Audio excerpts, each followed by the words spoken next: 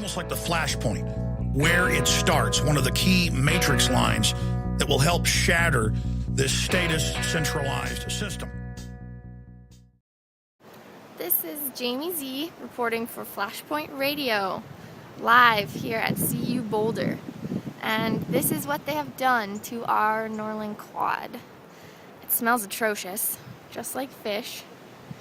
And the whole thing is taped off with men guarding pretty much every piece of tape.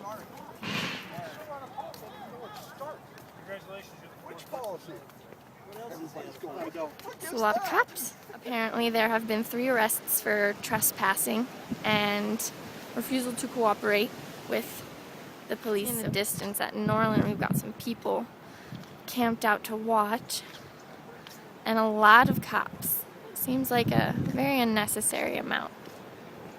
I've been carted twice on campus today, making sure that I'm a student. This woman here digging through her purse to get on campus. This is one of the checkpoints. Cop cars, police, checking everyone's ID at every main entrance of the campus, and even under tunnels and only at walkways they have people stopping to check people for IDs. Welcome. Thank you for joining me. This is Flashpoint Radio. I am your host, Jay-Z, and what you just saw was video from Flashpoint correspondent Jamie Z out of Boulder, Colorado. We're going to be looking at an interview I did with her, or excerpts of that interview, about the 420 April 20th celebration at the University of Colorado, and the reaction, the response from the university, from authorities, that seems to be a little bit over the top and might be an example of how the police state would look in this country. We're going to get right to this interview. I hope you enjoy. Joining us today from Boulder, Colorado is my niece, Jamie Zwierz. There was some news made in Boulder over the last week and a half, and I asked her to be a Flashpoint Radio correspondent, and she agreed. Jamie, thank you for joining me tonight. Thank you for having me. Give us some background. What goes on normally, or what has gone on in the past on 420 or April 20th there on campus? Well, I've only been here like for one of those 420s, but from what I've been told, it was just like all the others. There were people gathered on this ginormous field, many signs, just a lot of people sitting around in circles smoking marijuana. People would walk around with protest signs saying, like, for pro-marijuana legislation. And it seemed to me like it was peaceful. I attended last year and nothing violent occurred. There were no outbreaks, or there was nothing wrong that happened. It was just a bunch of people sitting around on this big grassy area. Right, so it's, from what it sounds like, it's basically a sit-in, or in this case, a smoke-in, for, legalizing or just for the usage of cannabis. How long has this been happening, do you know? Oh, I know it's been years, decades, I think. I mean... Decades? Boulder itself is known for this protest. The university didn't necessarily sanction it, but they, you would say, looked the other way? There was always someone in a police uniform there to, like, keep an eye out in case anything did get violent, so that there could be enforcement upon that. So this year, I was aware of it through some of my news sources earlier last week, I suppose, that they were going to, I guess, end this celebration or this event. What was the overall reaction, or the initial reaction from any of your friends or any of the students that you talked to, or anything that you heard? Well, we really didn't think that they were going to be able to stop it, and because it's such a huge deal, and we just kind of shrugged it off. But as it got closer and closer, we were just like, wow, they're really taking this seriously, and they're trying really hard, and we were kind of upset just because, I mean, it's the right to dissent, and they're just taking that away. Hold it. We don't need to use those radical terms like dissent, or next thing I know you're going to start quoting the Constitution. We saw the emails. I showed them explaining the response that they were going to have, and it stated that there was going to be a closure of campus to all non-student and non-faculty members. Multiple law enforcement agencies from around the state were going to be assisting. So outside of this 420 celebration, the campus is open, correct? And anybody can drive onto campus, walk onto campus. Norland Quad, I could walk onto Norland Quad and sit down and start throwing a Frisbee even if I'm not a student, correct? Yes, the library is even frequented by homeless people sleeping in there. Sure. The one thing that caught my eye on the story was the fact that they were going to put down fish fertilizer onto the quad to keep people out. And describe what that did to the area on Friday.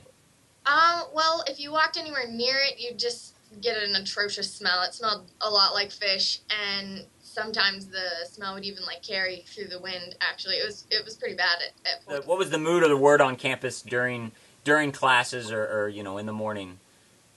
Well, the biggest commotion was pretty much in every class. Everyone was saying how they got carded before they got onto campus, and it was annoying, and it sometimes made people late to class.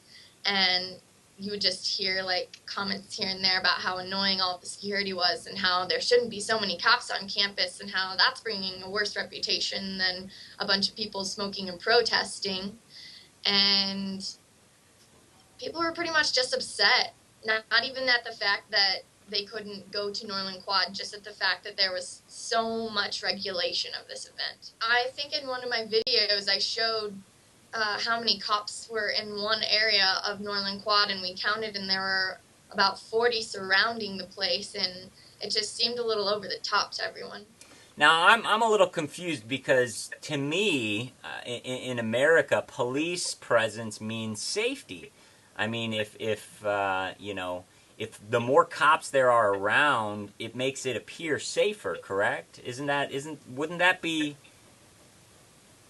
I'm at a loss to why people would think there was too much police presence, because there should be at least two police officers for every citizen.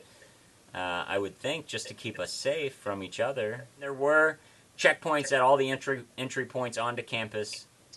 I ride a bus from university apartments kind of thing. I ride a university-run bus to campus, and then it drops us off on main campus. But we were restricted from going onto the main road, so it dropped us off an extra 20 minutes away from our class, and before getting on the bus, I had to show my ID. Were any vehicles allowed to go through that road, or was that road completely shut down? I'm sure faculty was probably allowed to park there, but not as public transportation. Right. So people that get paid to go to University of Boulder, i.e. faculty and staff, were allowed to go to their normal areas, but those of you that pay to attend there were forced to walk, in some cases, an extra 20 minutes to get to class, all because of this security presence.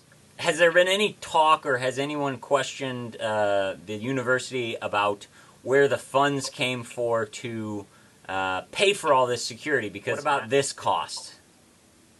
I couldn't tell you the origins. A lot of students feel like it came out of their tuition, but it was funny. I think the grand total was $150,000 that was spent. Now, what would you say if this were everyday occurrence? If say in America you had to show your ID to get to your job once you graduate from college, or to get on to a subway train or a public transportation, do you think that would make us more safe or be indicative of something else?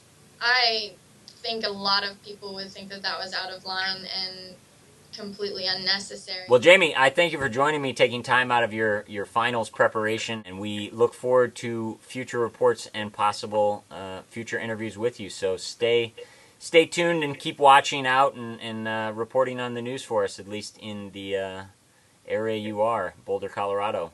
Thank you. I will. Thanks, Jamie. Well, at least some of the youth are waking up, and they can spot stupidity when they see it. Wake up with me.